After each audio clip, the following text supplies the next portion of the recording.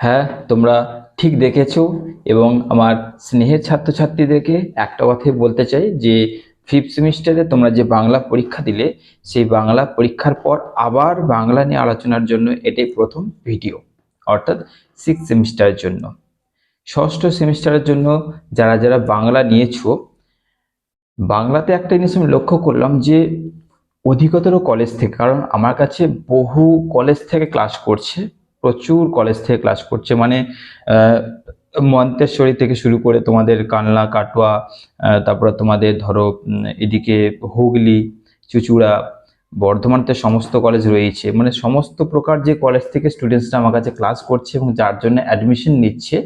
অর্থাৎ এখানে তো অনলাইন ক্লাস যেহেতু চলে, তো যেহেতু তারা অ্যাডমিশন নিচ্ছে, বেশিরভাগ স্টুডেন্টসের যখন সাবজেক্ট আমি দেখছি সেখানে বাংলাটা কিন্তু রয়েছে। এবার এইখানে দুটো কনফিউজিং রয়েছে, দুটো কনফিউজিং তাদের মধ্যে প্রত্যেক স্টুডেন্টের মধ্যে রয়েছে। সেটা হচ্ছে যে আমরা বাংলার অ্যাকচুয়ালি বাংলার সিলেবাসটা কি তারা জানে না, এটা একটা কনফিউজিং। আর 2 নম্বর হচ্ছে যে এটা তো স্বাভাবিক যে যেমন ফিফথ সেমিস্টারে বাংলা উপন্যাস আর ছোট গল্প এই দুটো পার্টে ভাগ ছিল, ঠিক সেরকমই কিন্তু তোমাদের সিক্স সেমিস্টারে বাংলাটা কিন্তু দুটো পার্টে ভাগ রয়েছে। সেই দুটো পার্ট কি এবং দুটো পার্টের মধ্যে কোনটা অ্যাকচুয়ালি অধিকতর কলেজে পড়ানো হয়, কোনটা কম পড়ানো হচ্ছে, এবং কম পড়ানো হচ্ছে বলে কি সেটা চুজ করব না, বা যেটা পড়ানো হচ্ছে সেটাকে চুজ করব, এরকম নানান দ্বন্দ্বে কিন্তু তারা রয়েছে। তো এই দ্বন্দ্বটা মেটাতে গেলে কিছু ডিটেলস তোমাদেরকে বোঝাতে হবে, কিছু সম্পূর্ণ বিশ্লেষণ করতে হবে, কিন্তু সেটা অ্যাকচুয়ালি ভিডিওতে করছি না। আজকের এই ভিডিওতে শুধু আগে তোমাদের সিলেবাসটা বলে দেবো যে নাটক আর প্রবন্ধ এই দুটো নিয়ে তোমাদের সিক্স সেমিস্টারে বাংলা রয়েছে। ওকে, তো এই নাটক আর প্রবন্ধ দিয়ে কি কি বিষয় লুকিয়ে আছে, নাটক আর প্রবন্ধ মিলিয়ে আমাদের কি কি পড়তে হবে, কত নম্বরে পরীক্ষা হবে সেটা তোমরা জানো, তবুও তোমাদের বলে দিচ্ছি। তো তোমরা দেখে নাও আজকের ষষ্ঠ সেমিস্টারে বর্ধমান ইউনিভার্সিটি আন্ডারে যত স্টুডেন্ট পড়াশোনা করছো সেই সব স্নেহের আদরের ছাত্রছাত্রীদের আজকে সিলেবাসটা বলে দিই, ভালো করে তোমরা শুনে নাও যে তোমাদেরকে কি কি পড়তে হবে তোমাদের বাংলাতে। চলো দেখে নিই।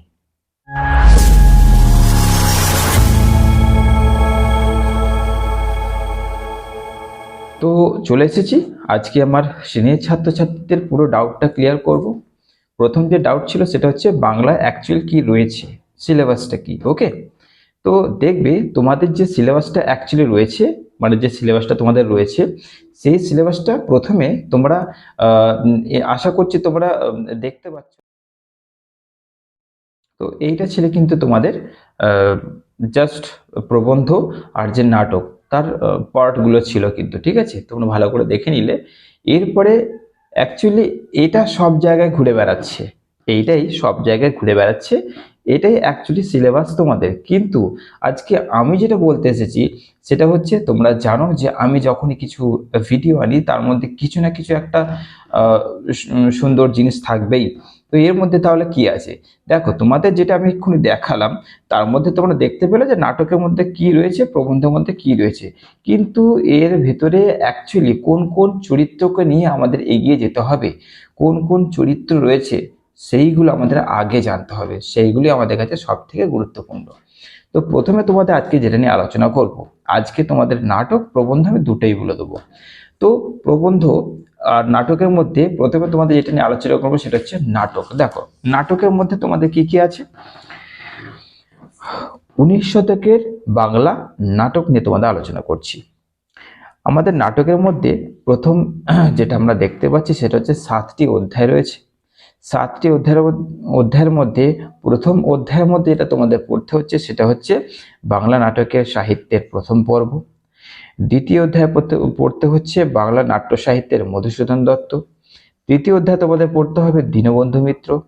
চতুর্থ অধ্যায় পড়তে হবে গিরিশচন্দ্র ঘোষ। পঞ্চম অধ্যায়ে জ্যোতিরিন্দ্রনাথ ঠাকুর। ষষ্ঠ অধ্যায় মনমোহন বসু, রাজকৃষ্ণ রায়, উপেন্দ্রনাথ দাস আর অমৃতলাল বসু। এইগুলো হচ্ছে তোমাদের ষষ্ঠ সেমিস্টারে অধ্যায়। আর সপ্তম অধ্যায় অর্থাৎ লাস্ট অধ্যায় তোমাদের পড়তে হচ্ছে রবীন্দ্রনাথ ঠাকুর। তো এই যেগুলো বললাম, যে 7টি অধ্যায় বললাম, সেইগুলো হচ্ছে তোমাদের নাটকের অ্যাকচুয়াল সিলেবাস। অ্যাকচুয়াল কেন বললাম, কারণ এইগুলো তোমাদের বর্ধমান ইউনিভার্সিটি যদি সিলেবাসে সার্চ করো তো এইগুলো তোমরা হয়তো পাবে না। তো ওই জন্য এইগুলো তোমাদের দিলাম যাতে তোমাদের সুবিধা হয়। এইগুলো তো অবশ্যই ভালো কথা। এরপরে 2 নম্বর তোমাদের যেটা নিয়ে আলোচনা করবো সেটা হচ্ছে প্রবন্ধ। প্রবন্ধের মধ্যে আমাদের কি কি পড়তে হচ্ছে সেগুলো এবার দেখে নাও। সেগুলো হচ্ছে তোমাদের রামমোহন রায়, কালীপ্রসন্ন সিংহ, দেবেন্দ্রনাথ ঠাকুর, মীর মোশাররফ হোসেন, বিবেকানন্দ, স্বর্ণকুমারী দেবী, শিবনাথ শাস্ত্রী, বিদ্যাসাগর, অক্ষয় কুমার, ভূদেব মুখোপাধ্যায় এবং বঙ্কিমচন্দ্র চট্টোপাধ্যায়। এই হচ্ছে তোমাদের বাংলার নাটক আর প্রবন্ধের সম্পূর্ণ ডিটেলস সিলেবাস। এরপর এখানে একটা লজিক্যাল কথা বলি, প্রত্যেক স্টুডেন্টে এবার একটা ডাউট থাকবে যে আমরা নাটক আর প্রবন্ধের সিলেবাসটা জানলাম, ওকে ঠিক আছে, এরপরে আমাদের অ্যাকচুয়াল কোনটা নিয়ে এগোনো উচিত, আমরা নাটকটা নিয়ে এগোবো না প্রবন্ধটাকে নিয়ে এগোবো, কোনটাকে চুজ করবো আমরা, এই যে ডাউটটা তোমাদের ক্লিয়ার করতে গেলে তোমাদের কিন্তু আমি এইখানে অ্যাকচুয়ালি বলতে পারবো না, তার কারণ আছে। এইখানে শুধু তোমাদের কি করলাম, তোমাদের আমি সিলেবাসটা দিলাম, তোমরা ভালো করে সিলেবাসটা দেখো। এবার তোমাদের জন্য আমি একটা প্রশ্ন ছেড়ে দিচ্ছি। কি প্রশ্ন? তোমরা কমেন্টে লিখবে যে তোমাদের অ্যাকচুয়ালি প্রবন্ধ নাটক এই দুটোর যে সিলেবাস তোমরা দেখলে তোমাদের কোনটা সঠিক বা কোনটা তোমাদের মনে হচ্ছে যে আমাদের সহজ হবে। ভালো করে বুঝবে আমি তো কি বলতে চাইলাম। কমেন্টে তোমরা লিখে জানাবে, তোমার নামটা লিখবে আর তুমি লিখে দিচ্ছ নাটক না প্রবন্ধ। ওকে, বুঝতে পারছো? আমি দেখতে চাইবো যে নাটক আর প্রবন্ধের মধ্যে কাদের কমেন্ট নাটকে বা প্রবন্ধে বেশি এসেছে। 2 নম্বর, আমি খুব সত্য একটা ভিডিও আপলোড করবো এবং তোমাদের বলে দেব যে আসলে আমাদের প্রবন্ধ না নাটক কোনটার উপর বেশি জোর দেওয়া উচিত, কোনটা আমাদের জন্য সহজ হতে চলেছে এবং কোনটায় আমরা আরামসে খুব সুন্দর নাম্বার তুলতে পারবো। ওকে, কেন আজকে আমি কথা বলছি যে কেন কোনটা নিয়ে এগোনো উচিত, কারণ 5th সেমিস্টারে তোমাদের উপন্যাস আর কি ছিল, বাংলার ছোট গল্প ছিল। তো ছোট গল্পের দিক থেকে বহু স্টুডেন্ট কিন্তু কমন পায়নি। ঠিক আছে, আমার ক্ষেত্রে হয়তো কিছুটা কম হয়েছে, অনেকটাই কমন সে পেয়েছে, কিন্তু আদার্স দিক থেকে যেসব স্টুডেন্টসরা এখন ভর্তি হচ্ছে ছোট গল্প তাদের খুব একটা ভালো যায়নি, কারণ তাদের কমন অতটা আসেনি।